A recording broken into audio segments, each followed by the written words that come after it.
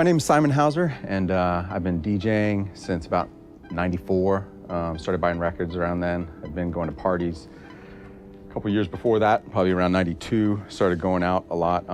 My kind of raving days were back in early '90s in Tennessee. So I was going out a lot in Knoxville when I was going to college, and moved down to Chattanooga actually to finish up school, and was throwing some parties down there with some friends, and a lot of fun. Got to meet a lot of people and travel around to a lot of various states, and check out a lot of stuff that was going on, especially up north.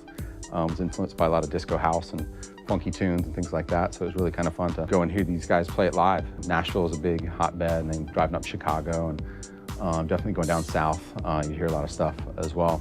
Then when I graduated college, that was around 1997, I moved up to New York City, so got a really good taste of techno and a lot of big clubhouse, but really kind of put my club days to work, let's say, by going out and seeing some of these massive clubs and hearing some of the best DJs I'd ever heard in the world, massive sound systems. Really influential for me. Got to buy a lot of records. I was actually working for the airlines at that time, so I was able to fly around a lot, go to Europe, and also travel the West Coast and down to South America and DJ down there, so that was really fun. Got to go to Venezuela and play there, a couple parties, and that was nice. A lot of techno and big aircraft hangars, so that was fun.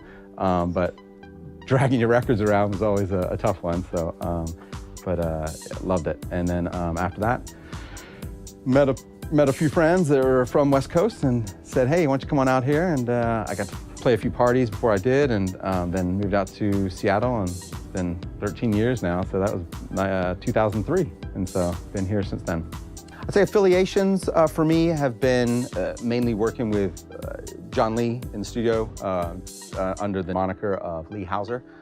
Local labels as well. Been able to put out some stuff on Uniting Souls, coming out very soon.